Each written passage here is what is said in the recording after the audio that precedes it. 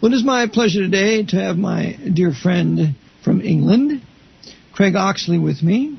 And I've decided to give him the hour, at least 45 minutes, to give you a good interview and to have him tell you what he has discovered over the years.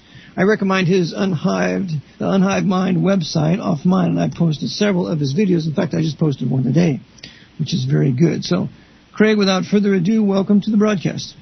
Hi, Mary. Can you hear me? Can you Pleasure hear me? to have you. Yes, I can hear you. Mm-hmm. Oh, okay, that's fine. Okay. So if you would like to begin with... I'd like to talk about basically the City of London power and its connections with Rome and various intelligence agencies. Okay, you're cutting in and cutting out on me, so I just want you to know that. Oh, right. Is that better now or still the same? So, I think so. Just go ahead and we'll hopefully hope for the best here and trust the Lord. The City of London power, okay. Right. So you're aware of how the Queen cannot enter into the City of London in certain ways. You're aware of that, aren't you, with where you've said about how she curtsies, etc. What it is, she... I understand. Yeah, she curtsies to the Lord Mayor. Mm-hmm. Well, what it is, she can enter into the City of London, but she has to enter through the Temple Bar, or the Crown Bar, and then she gets so far into the City of London, and then she has to stop in front of the Lord Mayor, who's the king of the area, and he has all his regalia on, and she can never wear any regalia, any clothes showing her powers of England.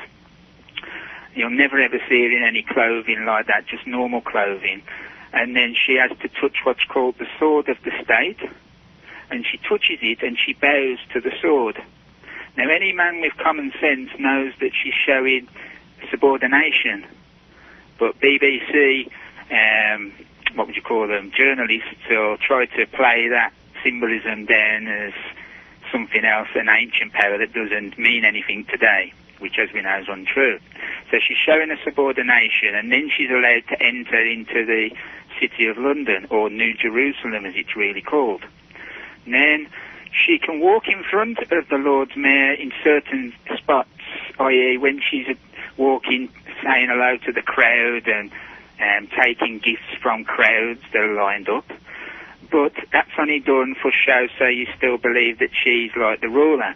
When she goes into the mansion house, which is where the Lord Mayor stays and has all these big fancy dinners in the Egyptian hall, she has to walk so far behind him. I'm not sure the distance, but she's supposed to walk at a certain distance behind him at all times going in.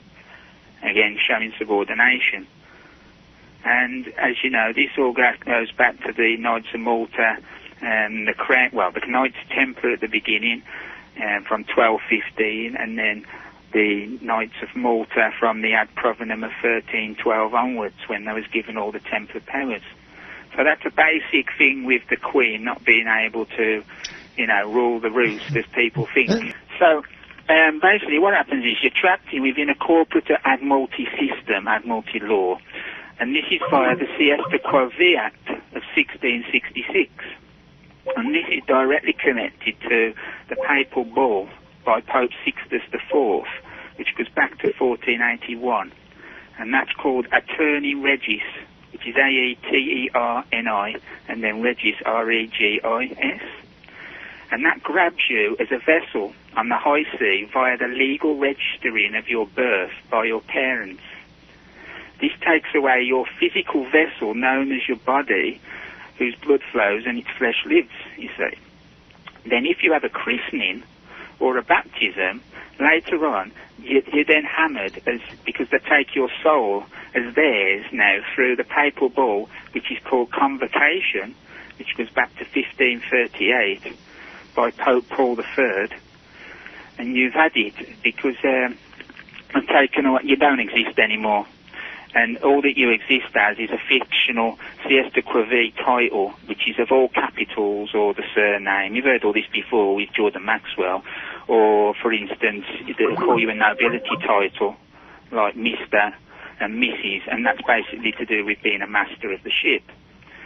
Then they'll use what's called warehouses on your addresses, such as your counties and postcodes or zip codes in the States. We have postcodes in England.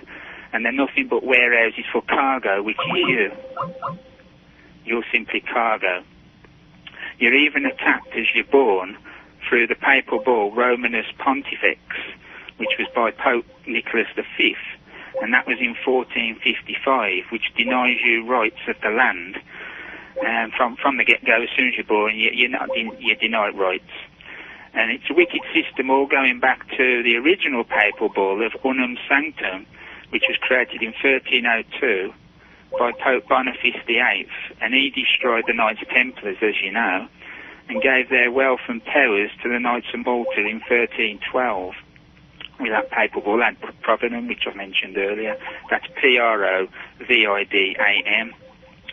And then what happened was the Jesuits removed this authority of England over your soul that was given to them, and that happened in 1815 when they bankrupted England and then handed all the power to the Crown Bar, which is the Temple Bar, what I just mentioned, with the Queen entering.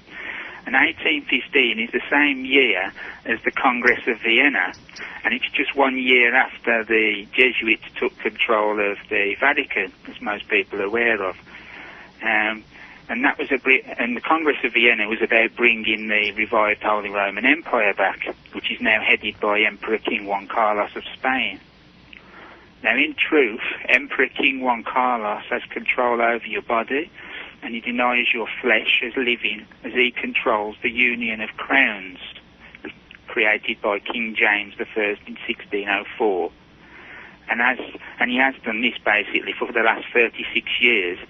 As this crown actually went back to Spain originally and to the House of Bourbon, where it originated with, it goes back to the House of Bourbon now, where it originated with Aragon, the old kingdom of Aragon, where the Jesuits came from as the Aragon Templars, which formed into the Order of the Calatrava, and then the Order of the Montesa, which is 1S.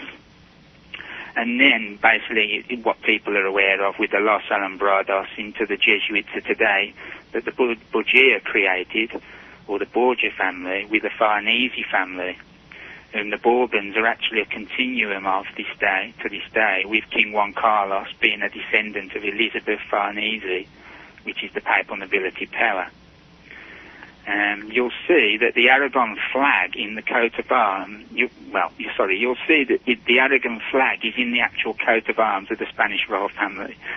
And you'll also see the lion and the Castile of the House of Trastamara, who ruled Aragon, tied to the nearby Castile in what's now called Spain, because there was all like separate kingdoms, as you know, and then they all came into one as Spain. Emperor Juan Carlos is the protector of the holy sites of the Latin Kingdom of Jerusalem, the Templar title giving him full power over the Middle East, whilst part of his authority is passed on via his Union for the Mediterranean, the UFM, covering also North Africa, such as Libya, where he had Gaddafi destroyed to steal the Libyan waters with the orders of Saint Maurice and Lazarus, and put his slave system of banking into that region of the world, removing Gaddafi's bank and stopping the gold dinar OPEC oil system that was about to be brought in. They achieved this through his worshipful company of fuelers and its NATO terrorists, such as Joseph Bouchard of the Royal Canadian Air Force, who I'll address later. The Jesuits removed the authority of England over your soul in 1815 by bankrupting it, and then handing it, as I said, to the Crown Bar. In 1815, this is the year, again, as I said before, that they brought about this Holy Roman Empire where everybody got together and cut down a lot of the bickering that went on and the separatism. This siesta quo vie control of yourself only occurs for 70 years, and this is what they class as an average good life expectancy of a human being. What happens is that the security that they've made based on your registration held at the Crown Bar matures, and then the profit that's made off it is taken via the Eastchit law which is ESCHEAT, very important law, and placed into the pot of wealth of the New Jerusalem, which is the City of London, all right? And what you've got to remember they're in the West, you do not own anything unless you have a Lydal title, which only goes to certain nobility and government powers, never the peoples, the serfs never get anything. You only get fee simple if you're lucky, which is FEE, simple, which means the New World Order can basically take anything away from you at any time via 4 laws, and Ischet is one of them, along with police powers, taxation and eminent domain. And in this economic depression, they'll hammer the people who have paid for houses but can't afford the taxes when the currency is collapsed, unless they have a good amount of bullion backing. So they'll get you that way, and this is how they do it. You don't own anything, you just have a right to use. The first Siesta Quavi Act goes back to 1540 with King Henry VIII and was updated by King Charles II in the dreaded 1666.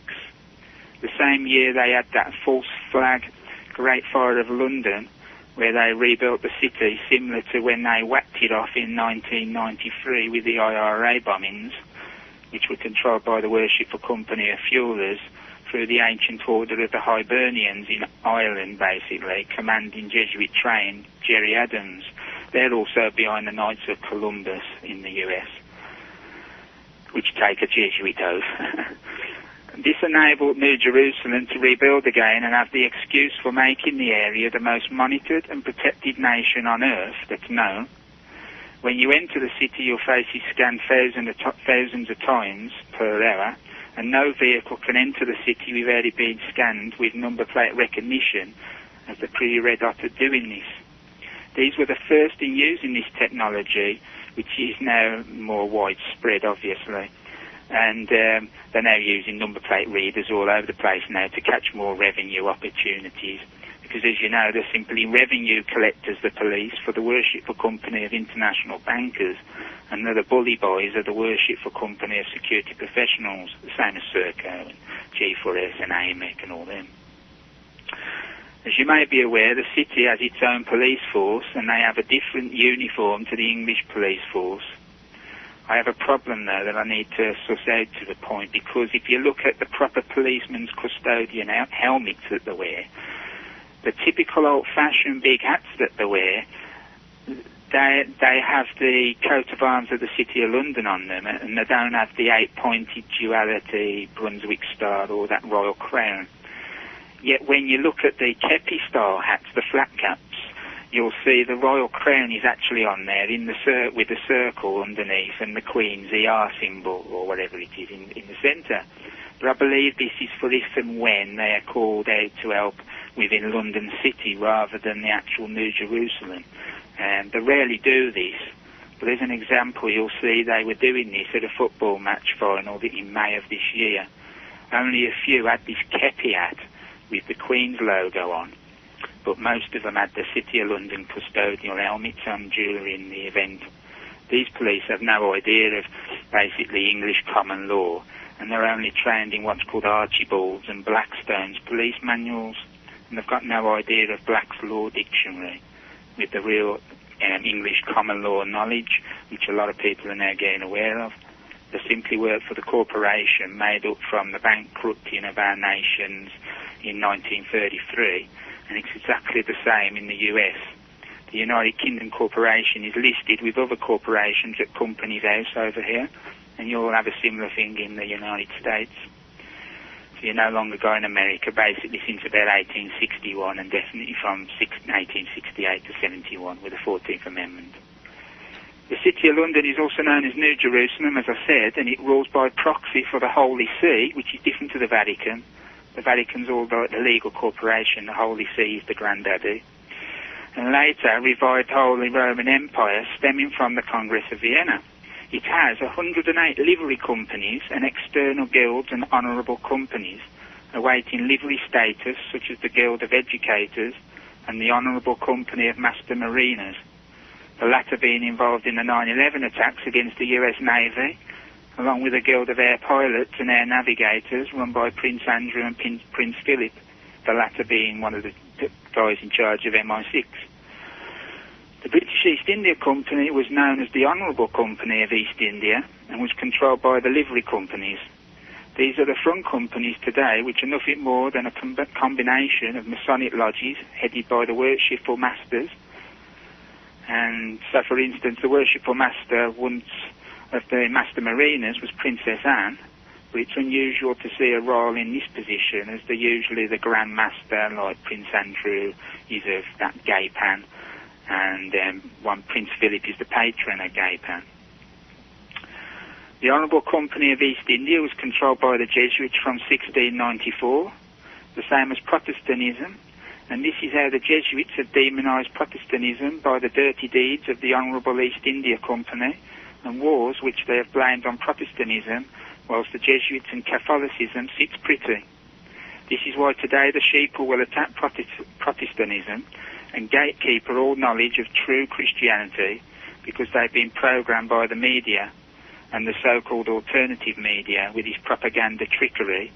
But remember, the alternative media is mostly Catholic funded through the likes of the Council for National Policy, which you'll see Alex Jones, Stan Monteith and Paul Craig Roberts are connected with, along with many others. Paul Craig Roberts denies a conspiracy is happening, but just now two trained him up, and it was Georgetown University, which rules the US, and right now it's commanded by Thomas Smolik S.J. of the Jesuits and commanded by the Curia Generalizia of the Jesuits via James Grummer S.J., who's actually one of the main assistants to Adolf and Nicholas the Black Pope, or Superior General. I still believe the Catholics have, within this so-called alternative media, the old American Protective League. They're either keeping you at the skull and bones level of secret society conspiracy, or at most an anti-Jew level, which promotes much disinformation and pushed by many directly known Roman Catholics. They never explain the two sides of anything, such as Christianity, Freemasonry and so-called Jews, the latter being the Torah Israelites and the Sabbatean Frankist Hofjudens, two separate things, and they're the court Jews, the latter, such as Jesuit-trained Shimon Peres, who sells out Israel by the day, especially since his aid and signing of the 1993 Oslo Accord, handing the Vatican East Jerusalem, as reported in La Stampa newspaper in Italy. The same Oslo Accord which gets Torah Israelites whacked if they go against it. Also, Torah Israelites are persecuted in Israel, while Sabbatean Frankists are free to do as they please, as long as it serves the Holy See and the chair of Peter. Israel is being destroyed by Emperor Juan Carlos, exactly the same as our nations are, but by using the... Okay, Brother Eric John Phelps, Biblical Truth and History and Prophecy. We shall return with my guest, Craig Oxley, after station identification here at Liberty Radio Live. Back with my guest, Craig Oxley, with his narration of world power from Rome through London to Washington. So, Craig, please continue with your most excellent narration. Okay. Basically, I got to the point where I was saying about Israel being destroyed by Juan Carlos. And it's exactly the same as what they're doing to our nations, but they're using the Van Leer Institute in Netherlands, the Council on Foreign Relations, New Israel Fund, the Crisis Group, which is tied to Nita Malta, George Soros, the Ford Foundation and J Street to destroy Israel. And to me, this is evidence of the Antichristos firsthand. Talking of discrediting Protestantism, I'm surprised they changed the Lord's Prayer from forgive us our debts as we forgive our debtors, which they changed to forgive our trespasses as we forgive those who trespass against us. This was changed to protect the obvious usury committed by Jesuit-controlled William Patterson's Bank of England, which Jesuit front William of Orange III bought in to destroy England in 1694, and which would later control all souls going back to the 1481 Attorney Regis Papal Bull. The Bank of England has destroyed England with debt, just as its continuum, the Federal Reserve, has with America, which is now the US. Now we have the UK and the US corporations left. All our lands are gone, basically. I also believe Ron Paul is a puppet, which is evidenced by his dodgy policies, which would cause immediate genocide if you sit and think about them. His calling for a gold standard is nonsense. because in order to have a proper safe monetary system, you need gold and silver standards. Otherwise, it just won't work, as we've seen in the past. It was the old head of the Senate Banking Committee, John Sherman, who destroyed the silver in the 19th century, following the orders of Privy Councillor John Coleridge of England. This is the exact same reason why Privy Councillor Sir John Hobson signed off the death warrant of President John F. Kennedy for the Executive Order 11110, attempting to usurp the Worshipful Company of Mercers, controlling worldwide finance. Kennedy was also trying to destroy the power of the Coal Meters Committee at New Jerusalem, which was the continuation of the Worshipful Company of Woodmoners and Coal Setters, who are now the Worshipful Company of Fuelers, and the organisation controlling the energy sector, intelligence and military powers worldwide. Kennedy wanted to destroy their Central Intelligence Agency, remove their nukes from Israel, destroy their Vietnamese War, which was their opium drugs trade of the Golden Triangle, tied with Sicily, the main hub for opium in the West. This then gets fed into France for processing into heroin, then, which is tied obviously with the House of Savoy as well, then shipped around the Western world today and controlled by the House of Bourbon, who rule Sicily and its mafia. Kennedy managed to destroy one plan of the Coal Meters Committee and the Mercers, and this was the British American Canadian Corporation, aka the World Commerce Corporation, which was run by Sir William Stevenson of British MI6, who created the Central Intelligence Agency and Mossad, proving that they're no bigger than British intelligence and they're overhyped. Another big player of the World Commerce Corp was Knight of Malta William Donovan of the OSS, and many other high-player Knights of Malta, such as the Dulles brothers, whom Kennedy had his run-ins with, and the one Dulles being Jesuit Cardinal Avery Dulles, who controlled the Muslim Brotherhood, who will be the next puppet rulers of the Middle East shortly for Emperor Carlos, and will aid in the coming outright crusade, because of them being, fundamentalist type, deep Sharia law Muslims. Totally different to Gaddafi. So Kennedy destroyed this company, I think it was via its tax evasion, and for this destruction, the Rome-based Centro Mondiale Commercial, which is basically Permindex, Permanent Industrial Expositions, whacked Kennedy with the aid of the Defense Industrial Security Command of Denver, Colorado, and the FBI Division No. 5 at Denver, with minor aid from the Secret Service and the Office of Naval Intelligence. What you're not told is that Lee Harvey Oswald didn't exist. His name was really just Lee Oswald, and he in fact helped to save Kennedy from an earlier assassination attempt in Chicago on November the 2nd, when Kennedy was to attend an Army Air Force football game. For his actions, Lee Oswald was called to Dealey Plaza, which is controlled by the Aragon Templars via their ancient and accepted Scottish rite of Freemasonry, and where they whacked John F. Kennedy by multiple shooters, including William Greer, the driver, and Kennedy was that hated by these people. Basically, one CIA agent used to go to his grave and urinate on it, and then they fitted up Lee Harvey Oswald, as they call him, for the crime. So they got him in the place so they could fit him up.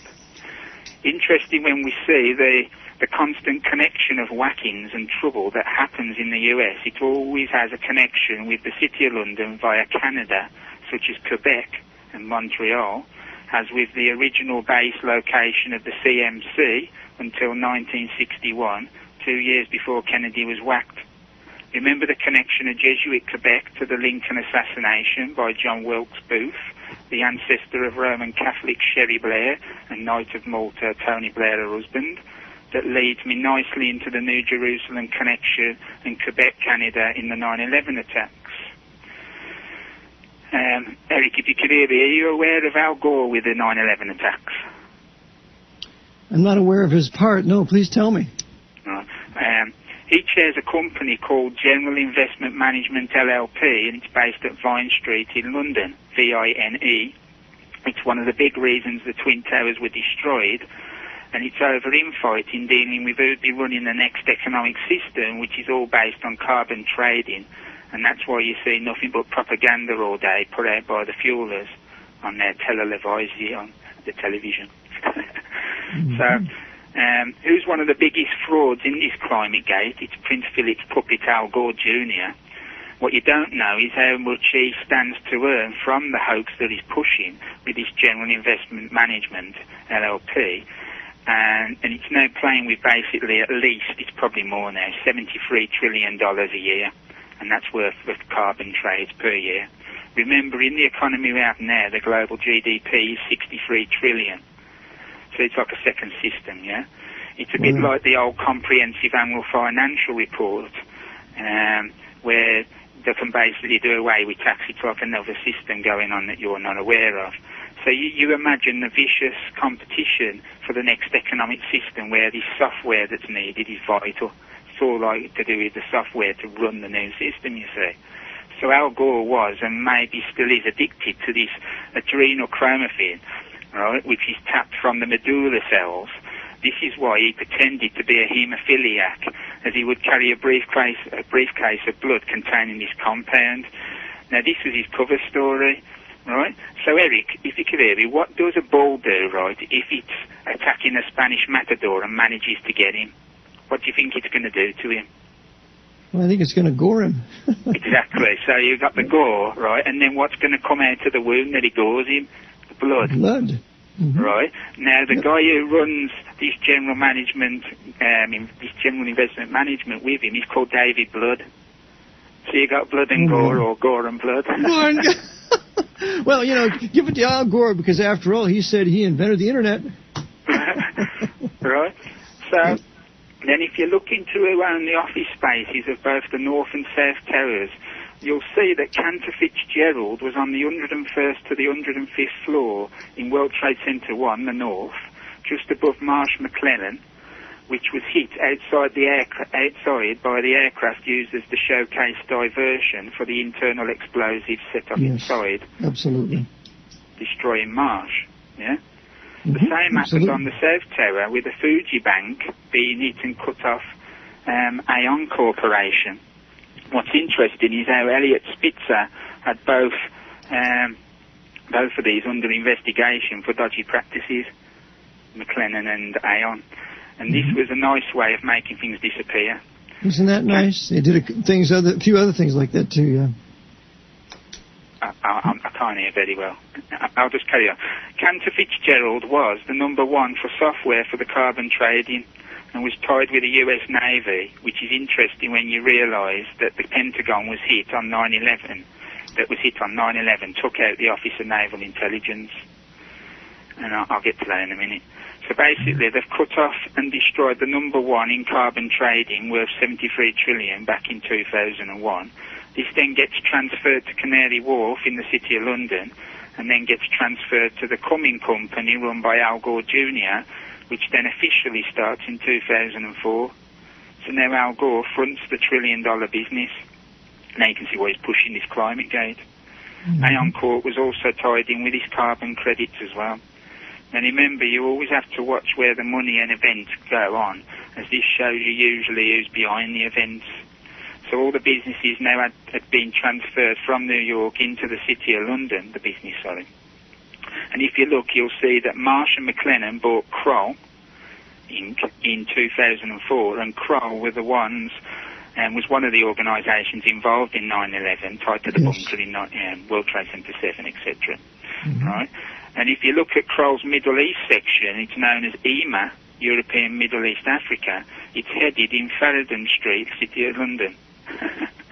And now if you look at who controls the trade over the Middle East and North Africa, you'll see it's the Middle East Association in London, controlled by ex-Kroll member and Director General Charles Hollis. Remember Charles Hollis. He was the head of British intelligence for a while. Right. And now that was Roger Hollis, pardon me. But it was a Hollis, Roger. Yes, okay. And now remember how the Taliban, it's probably related.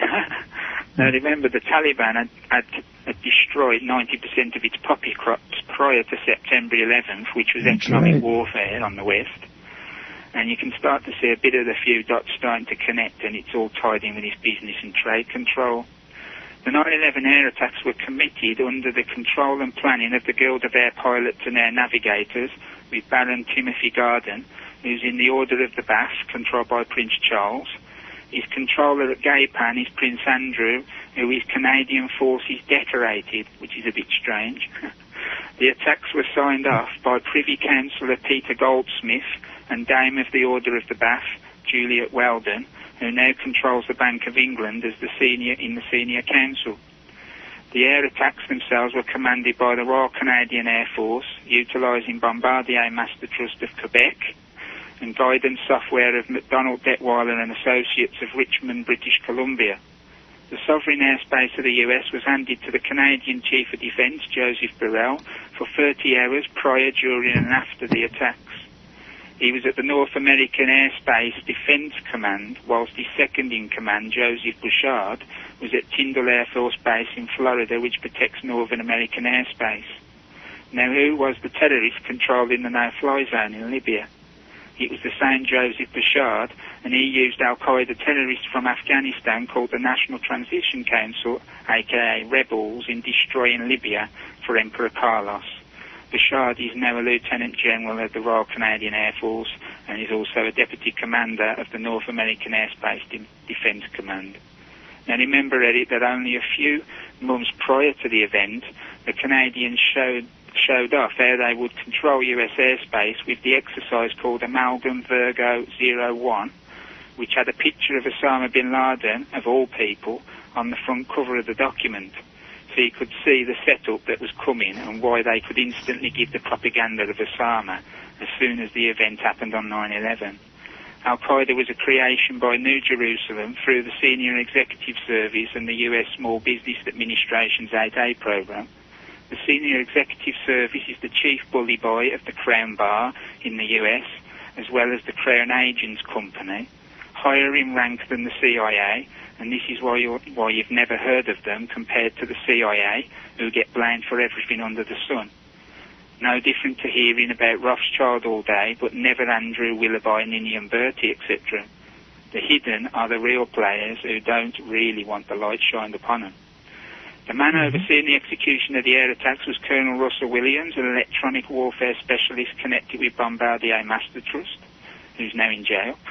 The group, which also committed the 7/7 bombing with AMEC, along with the Deepwater Horizon explosion in the Gulf of Mexico and the oil attack that came from it, which was blamed on British Petroleum as the cover, whilst the funded alternative media showed some focus, if need be, on Annie Burton at best, thus always keeping the real foe hidden.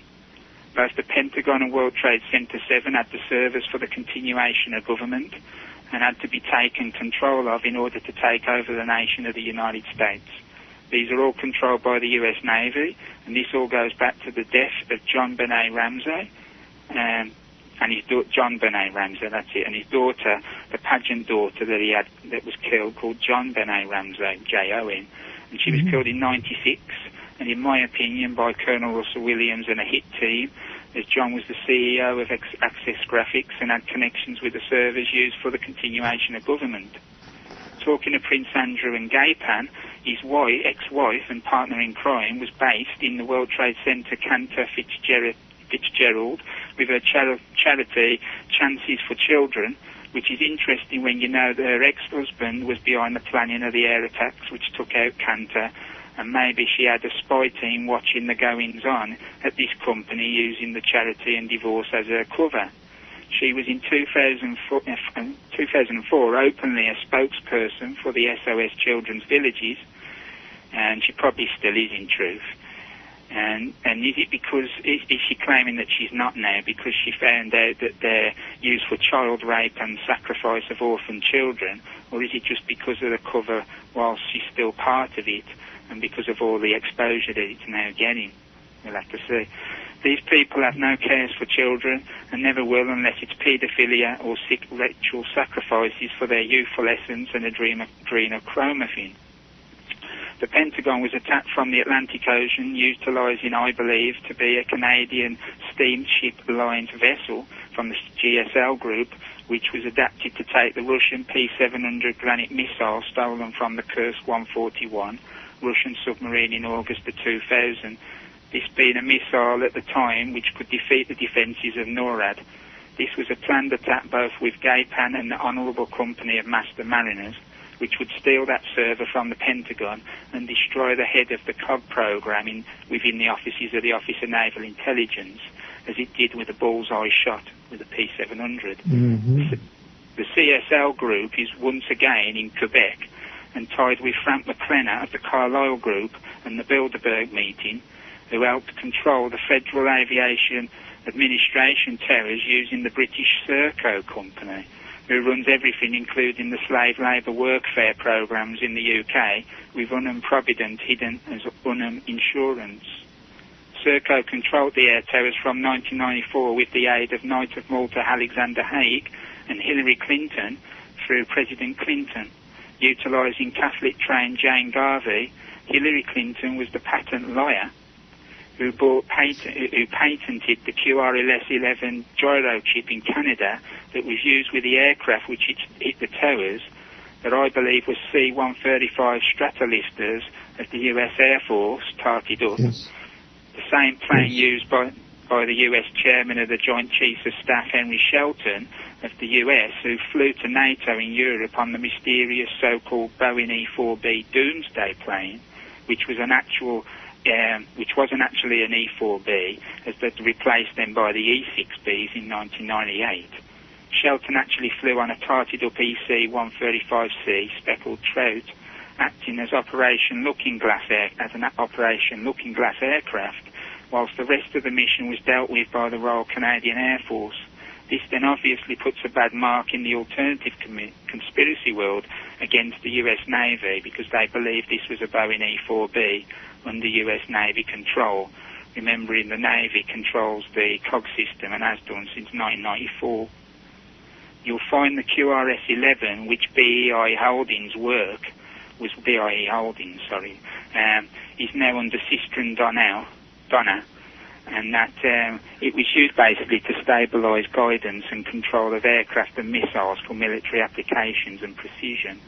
This was used with the no pilots required aircraft glass cockpit aircrafts, fitted also with the KU band microwave control for remote control. The Pentagon was taken out in the exact same areas that had the AMEC refitted, and because they refitted the building, it was AMEC that did it and put security in it. It's the exact same area that they'd worked on, and AMEC's tied to, again, as I said, London bombings and 7/7. They're very big with trains, by the way, another thing that they specialise in. Mm-hmm.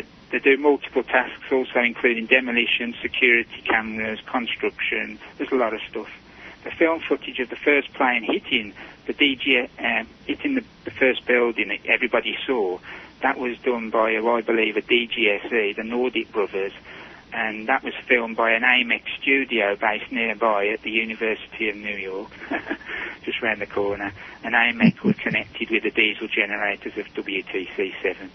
And remember that Kroll was also connected to the so-called bunker of World Trade Center 7. So that's just a quick, a few bits of facts for people that they might not have come across yet. Well, you have so much information, Craig, that I think maybe I need to have you on more often. and then I can ask you questions. And it'd be for my benefit, but also be for the listeners' benefit, too. So I want to invite you back, and you're welcome to come on. We've been associating now for several years, and I like it. Lots of your stuff. I just posted your video up today, and your Aragon Templars. And I just want to commend you for going after the papacy, the Jesuit papacy, and also all of its subordinates, which I think its first subordinate is that wicked commercial city of Old London there, and then the second one is New York City. So they control the commercial hub of the world, and I just applaud you for exposing these wicked sinners, and hopefully the listeners will appreciate it too. So I'm looking for emails to have Craig back, and I'm going to have you back anyway, so maybe you can come once a month if you'd like. That sound feasible? Well, this stuff about the carbon trade, they're going off all the time about it. But if you look at the telecommunications industry, do you know that's the equivalent to putting 29 million cars per day on the road? That's the equivalent in carbon that they give off. So it shows it's all a scam. You imagine that the money they're going to be able to make if that's the kind of carbon that they're playing with. They'll give off more carbon than the air industry do. It's more of a justification to destroy the white Anglo-Saxon Protestant peoples of historic white Protestant Western civilization founded out of the Reformation. Just another Jesuit quest to destroy us. Well, the climate all goes back to Jesuit Ottmar Edenhofer. I think he's from Germany. And he's the guy that's created all these Copenhagen summits. And basically they want to transfer the wealth of the West to the developing nations, and you will be lucky to have 35%, and the rest will have 65% of the wealth. No doubt. Well, they're transferring it to China, transferring it to Europe, to the Pope's revived Roman Empire, transferring it to the new caliphate there so they can rebuild Babylon. That's what the dinar revaluation is all about. So there's no doubt. And they want to wreck, of course, North America, the U.S. and Canada, as the last bastion of historic Protestant liberty and Protestant rights. Remember, they're going to transfer the financial power to Dubai eventually, aren't they? And then if you look, you got the Pope calling for the World Bank, the world currency, etc. recently, and that goes back to the encyclical Pacem in Terris, which I think was back in 1963. And then you've got like the more modern talk of it going back to 2009. I think that was it was an encyclical. I think it was Cantus in Veritate. Yeah. Caritas in Veritate. Yeah. Tom Friss has talked a lot about it on his broadcast. I recommend people listen to him when he tears that apart. He did a great job with it. So, before I go, have you heard of the Lanzarotto family? No. Well, I was told that that's the Latin. Well, they call it. They use a Z in it, but the main name is Lanciarotto, and that's supposedly the Breakspears. But I haven't got 100% proof on that. But it's like the Latinized version of the Breakspear name. Again, that makes sense to me because the papacy would want to continue to have rule power over London through that royal family of the Breakspear. That makes perfect sense to me. Well, the thing is, if you look in what's called Comstock Lode, Lode, and that was by Louis L. Armour. It's a novel of his, and he even speaks about this family. Okay, well, Craig, I want to thank you for being on. Okay. I'll have you back. Yes, goodbye.